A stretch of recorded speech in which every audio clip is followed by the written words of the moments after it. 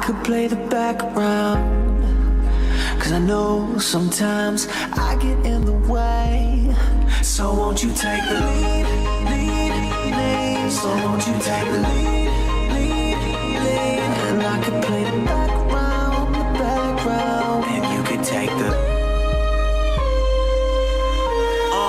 It's evident you run the show, so let me back down. You take the leading role, and I play the background.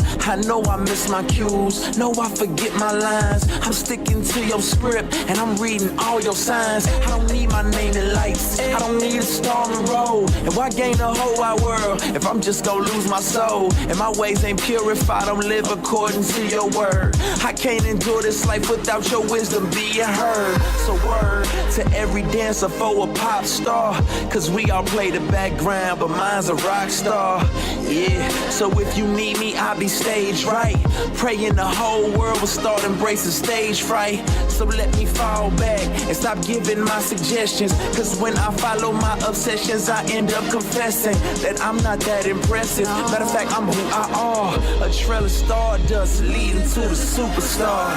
Yeah, I could play the background, I could play the background, 'cause I know sometimes I get in the way.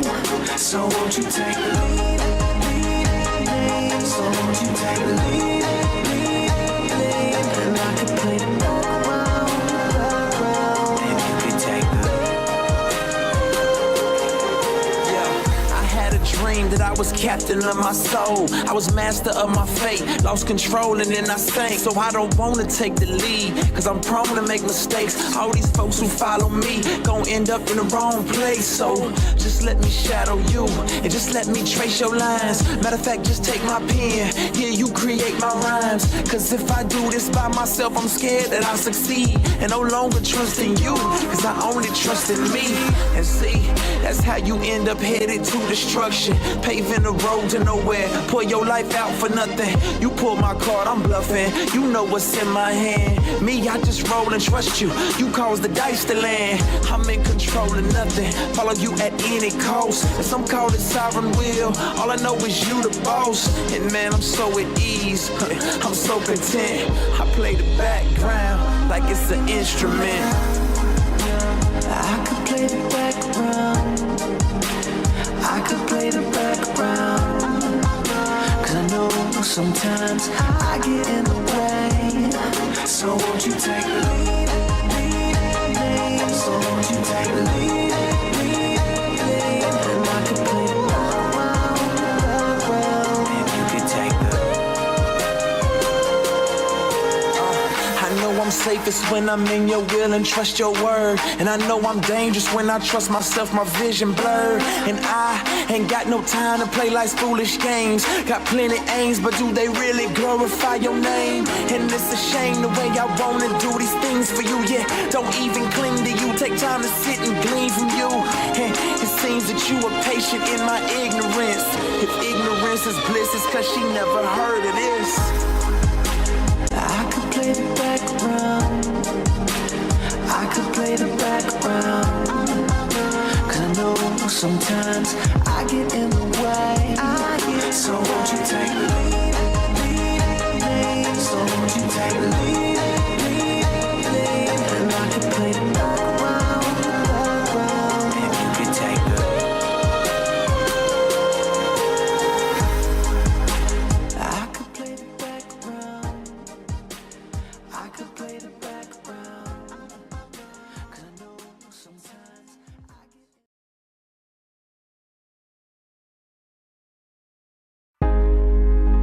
I could play the background, I could play the background, 'cause I know sometimes I get in the way. So won't you take the lead, lead. So won't you take the lead, lead. And I could play the background, and you could take the. It's Evident you run the show, so let me back down. You take the leading role, and I play the background. I know I miss my cues, know I forget my lines. I'm sticking to your script, and I'm reading all your signs. I don't need my name in lights, I don't need a star and roll. And why gain the whole wide world if I'm just gonna lose my soul? And my ways ain't pure if I don't live according to your word. I can't endure this life without your wisdom being heard. So word to every dancer for a pop star, cause we all play the background, but mine's a rock star. Yeah, so if you need me, I'll be stage right. Praying the whole world will start embracing stage fright. So let me fall back and stop giving my suggestions, cause when I follow my obsessions, I end up confessing that I'm not that impressive. Matter of fact, I'm who I are, a trail of stardust leading to the superstar. Yeah, I could play the background, I could play the background, cause I know sometimes I get in the way. So won't you take the lead? So won't you take the lead? And I could play the background, and you could take the dream that I was captain of my soul. I was master of my fate, lost control and then I sank. So I don't wanna take the lead, cause I'm prone to make mistakes. All these folks who follow me gon' end up in the wrong place. So just let me shadow you, and just let me trace your lines. Matter of fact, just take my pen, here you create my rhymes. Cause if I do this by myself, I'm scared that I'll succeed, and no longer trust in you, cause I only trust in me. And see, that's how you end up headed to destruction, paving the road to nowhere. Pour your life out for nothing. You pull my card, I'm bluffing. You know what's in my hand. Me, I just roll and trust you. You cause the dice to land. I'm in control of nothing. Follow you at any cost. And some call it sovereign will. All I know is you the boss. And man, I'm so at ease. I'm so content. I play the background like it's an instrument. I could play the background, I could play the background, cause I know sometimes I get in the way. So won't you take the lead? So won't you take the lead? And I could play the background, and you could take the I know I'm safest when I'm in your will and trust your word. And I know I'm dangerous when I trust myself, my vision blurred. And I ain't got no time to play life's foolish games. Got plenty aims, but do they really glorify your name? And it's a shame the way I wanna do these things for you. Yeah, don't even cling to you. Take time to sit and glean from you. And it seems that you are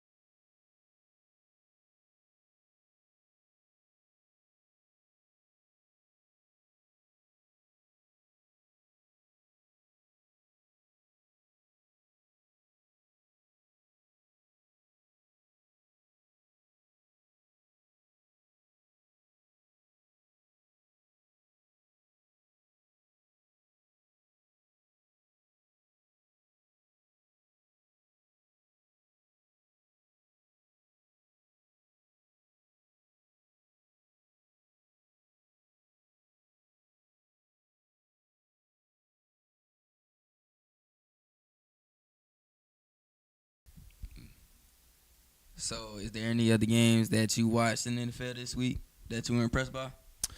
Well, I did watch the. Let me see. I watched the Monday Night Football game. That was a good game with the Jets and the 49ers.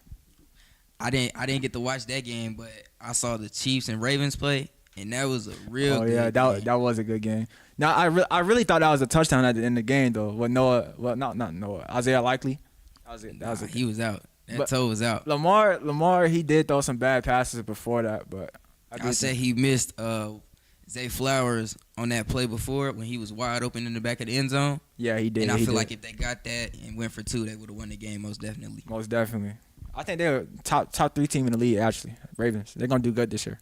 Yeah, I feel like they're gonna do good. But do you think the Lions have a chance to go to the Super Bowl this year after losing to the 49ers last year? No. And I'm saying no because in the NFC is too much competition for them to win again. Like because they went into the NFC Championship last year, right? I don't think they can do that again because everybody's improving and the teams are improving. They had the same thing they had last year and they lost a couple guys. So I don't think Detroit's gonna. Nah. So coming out of the NFC, who you got? That's a good question. Who out of the NFC is good? Cowboys. Not the Cowboys. I'm not saying the Cowboys. Oh, Philadelphia. Philadelphia, most definitely Philadelphia. What? They have everything they need. Defense is top tier. Saquon Barkley, A.J. Brown, Jalen Hurts. Everybody there that's Super Bowl team. You don't Super think we Bowl got a team. chance to go and beat them? Nah. Why not? We beat them last year. Dallas is not the best in their conference. You can never trust Dallas in the playoffs. Bro. At all. You can But trust Philly, though. You can trust us You in can the trust season. Philly. You can trust us in the season, though. We could trust y'all to get there, but when the playoffs come, this Dallas is just like they don't play the same, man. They don't play the same. If we get that to play good, like he usually does in the season, I feel like we can make a run and go to the Super Bowl. I saw that contract he got too. I feel like he's overpaid because he hasn't shown anything. He hasn't shown that he deserved that yet. Not yet. They need to make the NFC Championship at least first for him to get that contract. I feel like he has shown himself, but at the same time, there are a lot of games where he's just like missing too many reads. Like last year when we lost in the playoffs to Green Bay at home by that much, I wouldn't even say it's his fault. I saw that. It was the defense and the offense. We just looked out of shape, really. Right. And like we couldn't do anything. Yeah, man. Dallas is just. I don't think they can make it that far, bro. I don't got that much faith in them. Not this year. All right, so we like to bring up our first and only guest of the night, Mr. Chris Joins. He's the father of 3 D1 athletes.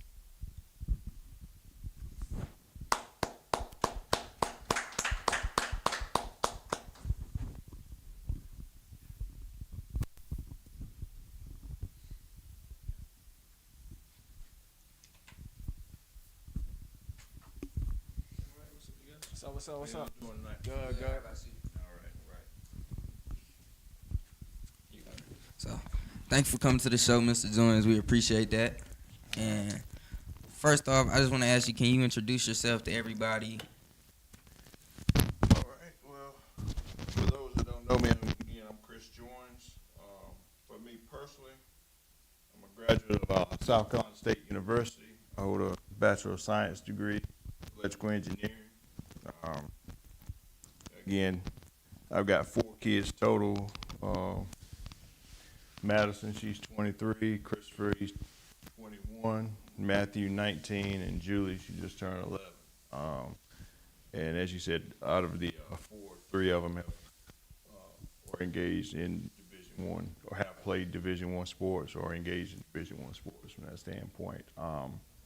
For me personally, I've been involved with youth sports off and on for about 25 plus years between youth football and AAU track and field from that standpoint. So I have an AAU track and field program in Winston-Salem, Lights Out Track and Field. I'm the program director for, and I'm actually the throws coach as in addition to. So I coach young men and women in the shot put, discus, and javelin for me as far as my specialty from that standpoint. So again, I've been around youth sports, young kids ages 5 to 18 and a little bit older from that standpoint.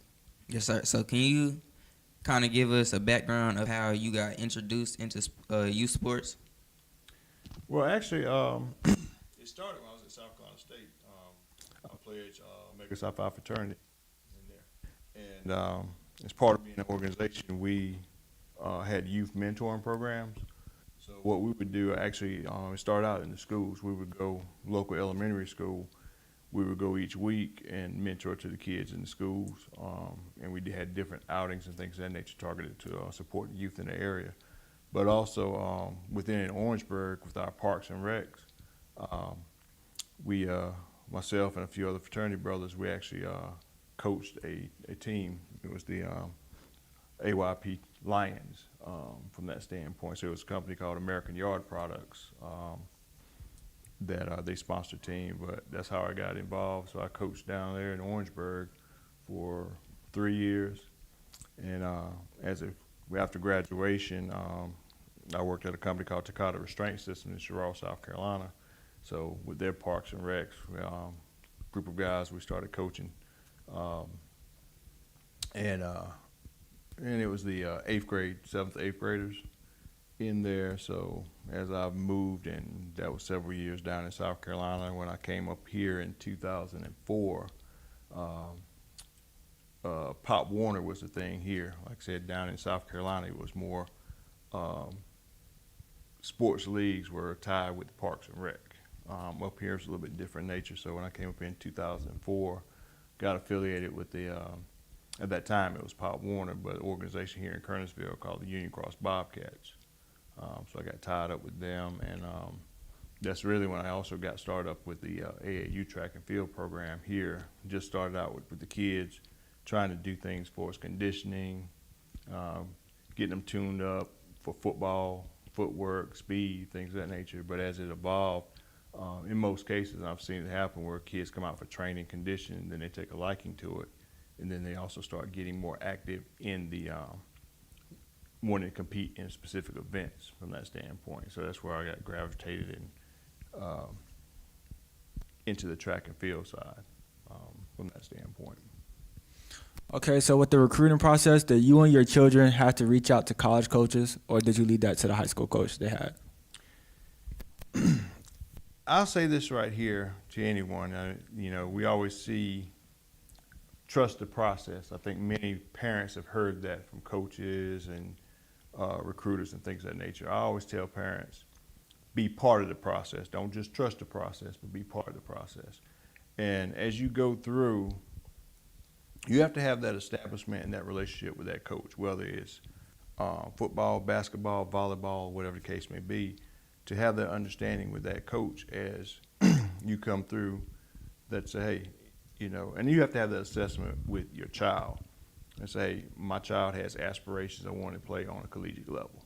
So you set that expectation, and then that's where the collaboration starts from that standpoint. So with that, your coach may recommend certain camps to go to, summer camps, things of that nature at specific schools. And also they may have a relationship with some coaches at some universities and colleges there as well. But again, set the expectation as far as what your child wants to do. And again, that's a conversation to have at home from that standpoint. Because one of the things that I like to see, and I guess what gratifies me, is seeing a young man or a young woman being able to use their athletic ability to fund their education from that standpoint. And, I know we're talking tonight just on sports, but I say this to anyone, whether it's chorus, band, dance, cheerleading, all these things are offered at different universities and things. So whatever you have a passion for, whether it's athletics or in the arts, things of that nature, there's a school out there that's willing to let you continue doing what you enjoy doing and also give you some financial assistance towards funding your education. So take advantage of those opportunities from that standpoint. But getting back to what you were saying, that establish that groundwork, establish that relationship. And too many times I've heard, young man or young woman, they play ball, they get used throughout the season, year after year after year, and then their senior year, no scholarship or no offers. And the common thing I've heard, well, a coach say, well, I didn't know you wanted to play ball at the next level. I didn't know you had aspirations of playing in college. Well, it's too late then. That's what I say. Wherever you start, set that groundwork. So any coach that's involved with your child athletically and progressing, they should know what your end game is, what your expectation is.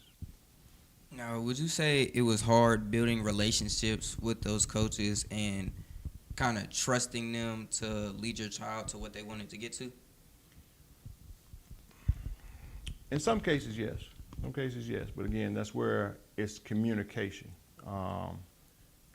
And what you'll find as you get closer in the recruiting process is, as I found with, Madison, for example, she expressed later on, it was between her junior year, that she said, hey, Dad, I like lacrosse if I can. I think I want to play it at the next level. So, it kind of had us behind the eight ball. And I'll say this too, every process is going to be different. I can't say there's a blueprint that I did with Madison that I gave with Christopher that I'm doing with Matthew. Every path, is going to be different from that standpoint. But with that standpoint, it is reaching out, and we had an opportunity. She played at a local club lacrosse team, High Point Panthers, there that were affiliated with High Point University. So within that, it allowed us to get to some showcase tournaments, some showcase camps to be able to demonstrate her skills from that standpoint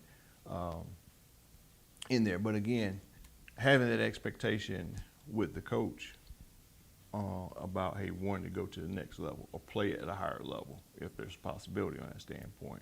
And that's where, at some point in time, you have to trust and lean on your coaches that through their networking, through their connections. But again, you set the expectation with that coach.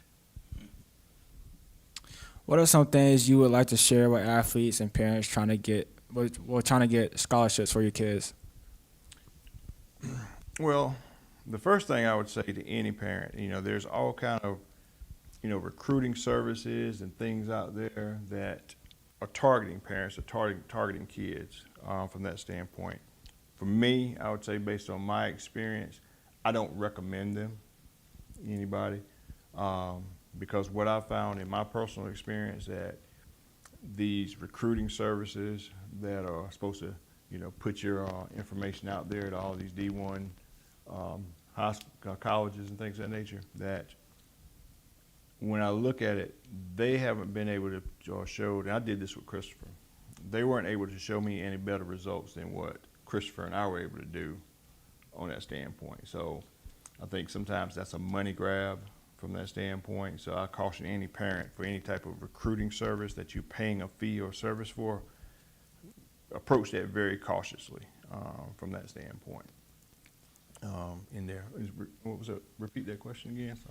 I said, what are some things you would like to share with athletes and parents trying to get a scholarship for your kid? Okay, so one, I said recruiting service. The most important thing, I think, in today's age, social media, from the standpoint, believe it or not, these college coaches, whether it's their assistants out there, they're following you on Instagram. They're following you on social media. They're seeing what you post. They're seeing what you like from that standpoint.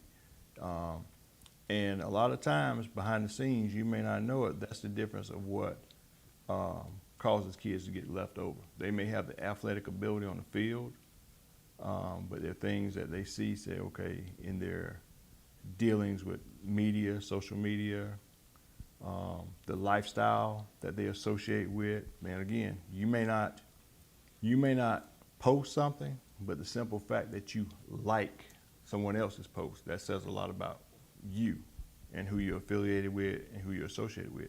So I would definitely tell any parent when it comes to that standpoint, make sure you have a very candid conversation about the social media aspect, and you stay on top of that because it will cause people to get looked over. I mean, from experience, I've had coaches that have pulled back scholarships from an athlete because of something that a social media post or something they put out there. And I know that I couldn't imagine that happening to myself. Can you imagine you as a parent that, you worked hard all these years and you finally reach that point to where your son or daughter gets an athletic scholarship, and you kind of sit back and like, hey, whew, I don't have to write in checks. But then you get that phone call and say, hey, we got to pull Billy's scholarship because of something he liked on social media. And it happens more often than not from that standpoint. So definitely the social media aspect of it. The other aspect of it is the academic portion. We see it all the time. I mean, even I think, you're playing ball East Forsyth. You'll see kids, and this is kind of the rumblings in the stands, things like that. You'll see a kid, I mean, he's Division I out there on the field. Snatching the balls out there, breaking through the line, going down the sideline for touchdowns. And you look at, like, well, why isn't this young man going to school somewhere? Or, from the talent level that he's demonstrated on the field, why is he at a lower Division II school or whatever? When you get down to the crux of it, a lot of that has to do with academic performance. They may have the Division I talent, but they don't have the Division I academics from that standpoint. And a lot of times that gets lost in transition. We spend more time working on our free throws and working on our three-pointers, working on our catches, and not so much time in the classroom, in the books. So as a coach, they have to look at the total package that comes with you. Are you going to be a young man that comes in, I can offer you a football scholarship, and I know you're going to be there all 4 years academically? Or you're going to be a young man coming in and you're going to be on mandatory study hall for all 4 years, and you're going to be on the bubble academically from an eligibility standpoint. So those are the things that play in as a coach looks at you, not just the athletic ability, but what kind of person you are character-wise. And again, they see that from some of your social media and then from the academic piece. Now, for those who don't know, you have a daughter in Madison who played at an HBCU. Would you say that the recruiting process is different from, say, the ones that you experienced with your two other sons, Chris and Matthew?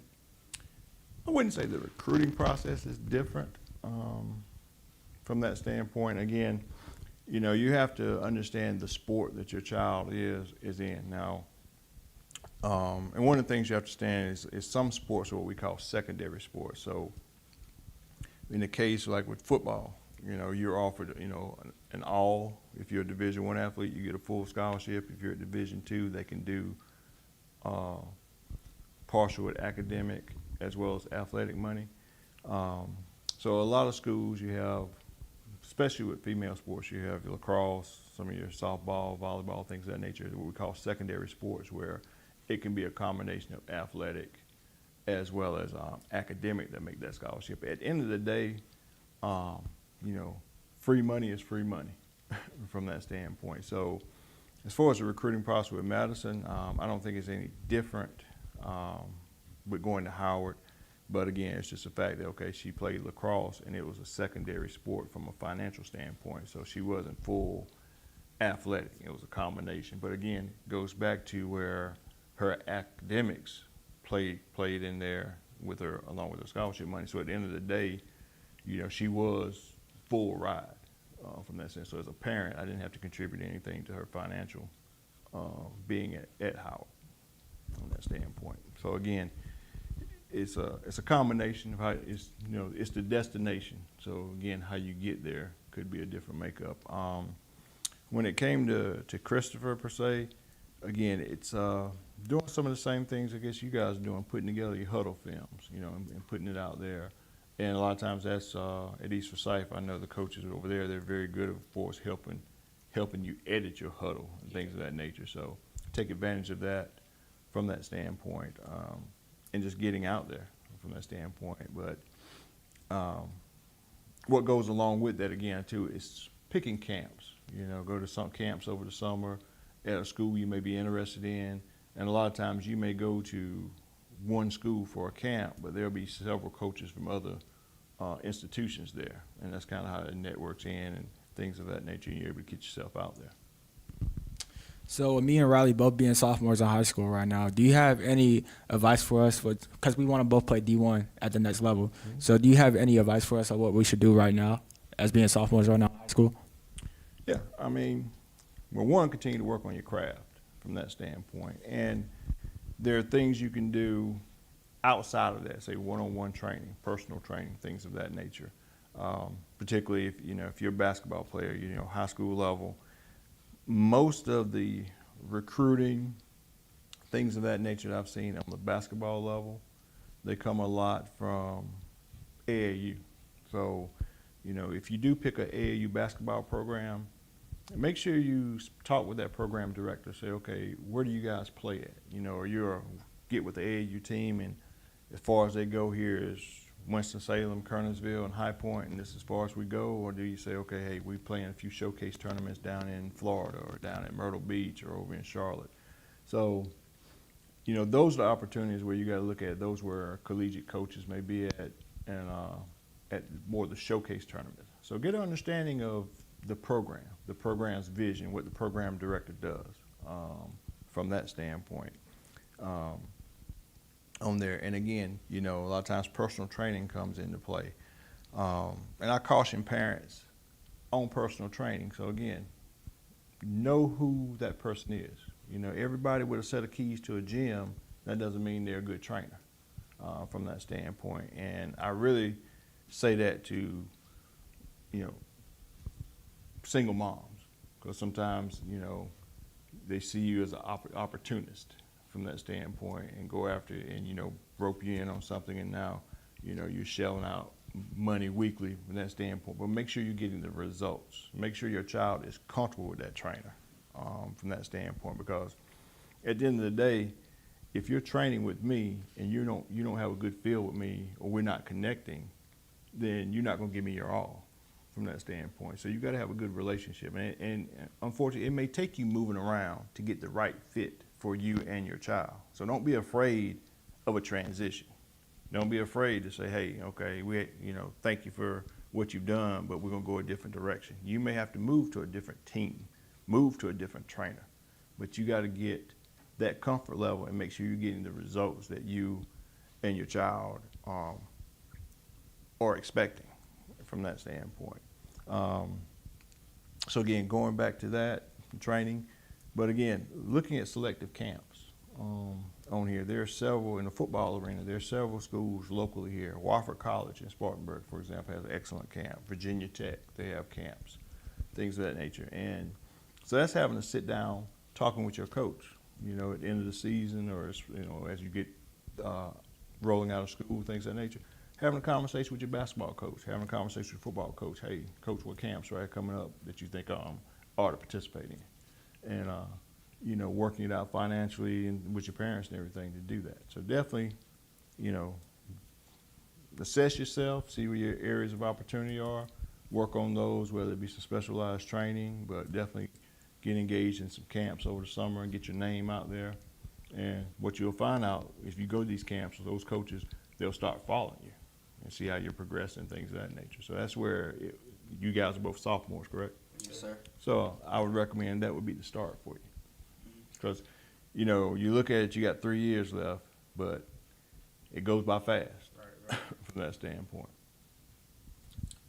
So with your kids, when would you say they really got serious about a sport and where they made it known to you, I want to do this and I want to get it? Well, at Madison, it was like between a junior and senior year from that standpoint. And like I said, every kid's path is different. Now, Madison growing up, she played softball, volleyball, and basketball. It wasn't until her freshman year at East Forsyth, Coach Mason Kellum talked to her about playing lacrosse, and had never picked up a stick before.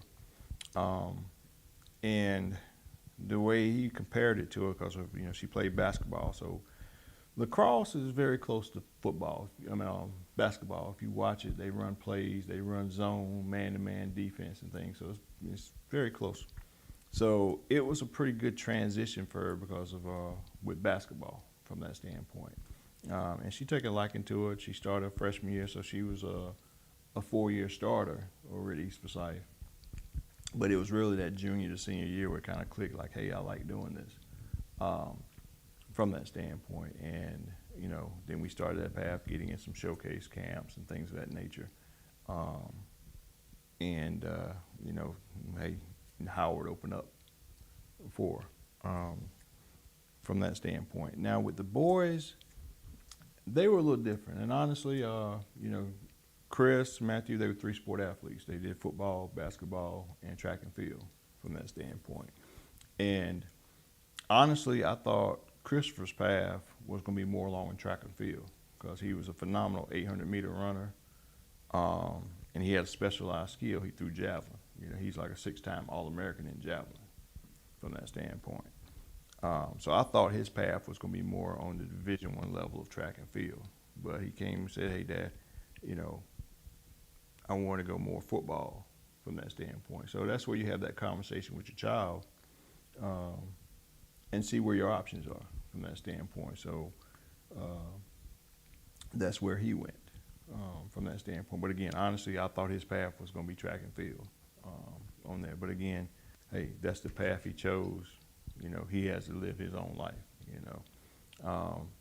Matthew, same thing. He was, All-American on the national stage in high jump and multi-events and 100-meter hurdles, I thought that, but he was a pretty good, real good basketball player. We sat down and talked. I thought basketball was probably going to be his path, if not track and field, but what he said in his mind, he said, hey, Dad, if my height gets to a certain point, he's talking 6'4", 6'5", 6'6", I probably would want to lean basketball, but, if I'm still around 6'2", 6'3" range, I'd probably want to lock in and focus more on football. So that was a decision that they made themselves from that standpoint. And as a parent, sometimes you have to let your child grow and develop on their own because, just because your dad was a big-time running back in high school, that doesn't mean you're going to be a running back. Right. Riley, and again, you may decide to go play baseball from that standpoint. So I say to the parents, you can't live through them.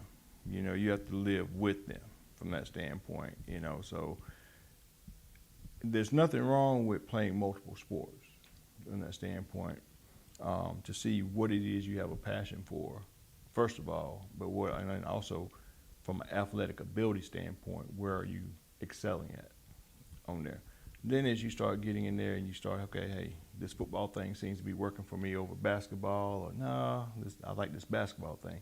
Then you can start narrowing it down. That doesn't mean that you got to totally give up one, but from a summertime, going to camps, from workout sessions, one-on-one training, things of that nature, then you start narrowing down your focus and start charting your path from that standpoint. But I think it's important for parents, again, not to just push one sport on your child, because I've seen it happen and backfire on people where, we're going to do basketball, and that's all we're going to play. We're going to play basketball every year. We're going to play high school basketball. We're going to play AAU basketball, and a child can get burned out.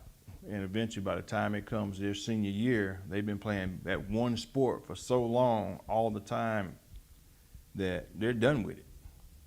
And I've seen it. I've seen kids when they don't even want to play it. They don't want to play at the collegiate level. They're just burned out. So that's why it's good to play multiple sports and just keep a variety and keep it mixed up. Because like I said, you got, your friends for football may not be your same set of friends with basketball. So from a social standpoint, interaction, it keeps some variety in your life. Exactly, from that standpoint. So that's my advice to everybody. You got to let your child chart their own path and be there to support them and not try to dictate their path, because that's the sport that I like as a dad, and I want to see him play that sport. So that's all we have for you. Thank you. Question from the audience. Okay, we got questions from the audience. Coach Chris, did you ever win a championship with the Kernersville Bobcats? It's the Union Cross Bobcats. Yes, I 12U with the Bobcats. We won the local championship, and then we went to Charlotte, and we played a team. Actually, I had to play two playoff games. We played the local championship game, and then we had to play 2 games in Charlotte to win. But yeah, with the 12U Union Cross Bobcats, we were AYF state championships from that standpoint, and so that was a great moment, good for the kids from that standpoint, and it was good for me, special moment because I had several young men that were close to me. Matthew happened to be on that team on there, so I can say, hey, I got him a ship, But those are moments you get back from that standpoint, and sometimes we see some of the old coaches and stuff. We still talk about some of those days and everything, but that's been rewarding and fulfilling that you see these kids advance and move up in their career athletically, and then be able to go on and go to the next level. And I've seen several young men that are in college now, things of that nature. And on the other side, it's very disheartening, discerning. You see when young men go the wrong way, and you see, man, they had so much talent, so much opportunity that was laying in front of them, and the choices and decisions put them in a different direction. And second question, I would say as Riley and Maddox, when their focus was on a D1 school, do you think a lot of kids their age are overlooking D2 and D3? They're too focused on D1, whereas whether it's D1, D2, or D3, you get the same thing, a diploma, and your diploma doesn't say D1, D2, or D3. Yeah, I'll say this. You have to be honest, do an honest assessment from the standpoint. And, if you're a point guard and you're 5'11", the chances of going to Division I are going to be pretty slow. Not to say it's unachievable, okay, but it's going to be very difficult from that standpoint. If you're a wide receiver and you're 5'10", then Division I is going to be hard to get looked at from that standpoint. And call it what it is. It is a business, and we have to come to that conclusion, that realization, whether we're still dealing with amateur athletes on the collegiate level, high school, but it is a business from that standpoint. And sometimes what we call the eye test. You have to pass the eye test in terms of your 40-yard dash time, your shuttle times, your standing broad jumps, your height, weight, things of that nature. All those things come into mind, and you'll see this whenever you go to a camp. Before you take the field, if you go to a camp, whether it's at Wake Forest or Wofford or any of these schools around here, they're going to get your height, your weight, your 40-yard dash time, your shuttle time, all that before you even do any drills. So, those are the things they look at. Again, if you're running a 4.4, 40, okay, well, yeah, you might have opportunity at Division I level. But if you're running a 4.8, you may not make that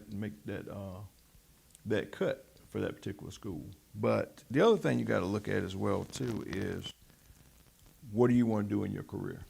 So at some point in time, all of us, your athletic career is going to come to a close.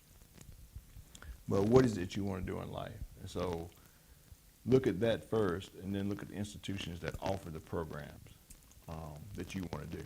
If you're going to engineering, there's some top-notch engineering schools, Division I, Division II, and Division III. And while you mentioned that note there, Randy, we as parents, sometimes we are the negative contributors to why kids don't look at Division II, Division III school from that standpoint. Because I see some parents, well, it's either Division I or nothing from that standpoint. And it doesn't have to be that way. There are some great Division II schools. You guys saw, North Dakota State took Colorado to the wire, as you mentioned earlier, okay? Division II.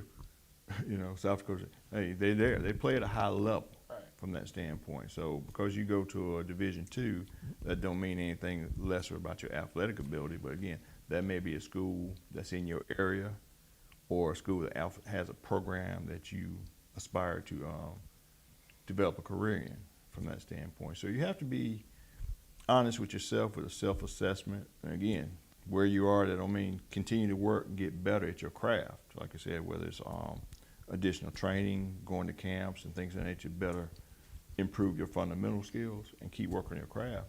But there's no less in going to a Division II school or Division III school. Now, Division III, the dynamics are a little bit different because they don't necessarily give out athletic scholarships at the Division III level, but they do have grants and things of that nature, money that doesn't have to be paid back.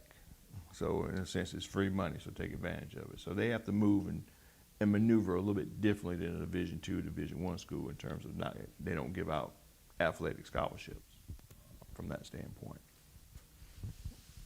Answer your question there? All right, well, thank you, Mr. Chris. We appreciate that, and that's all the questions that we have for you tonight.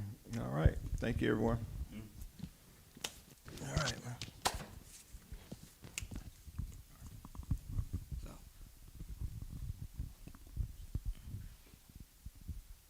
we would like to thank everybody for watching our show, and we ask that you like and subscribe while you're thinking about it right now and come back for our next show, which will be announced soon.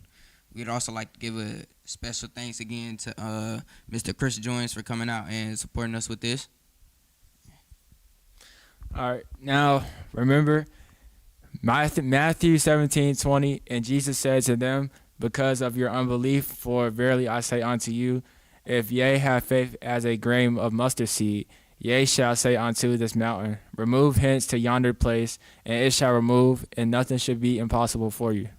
And Luke 1:37, for with God nothing shall be impossible.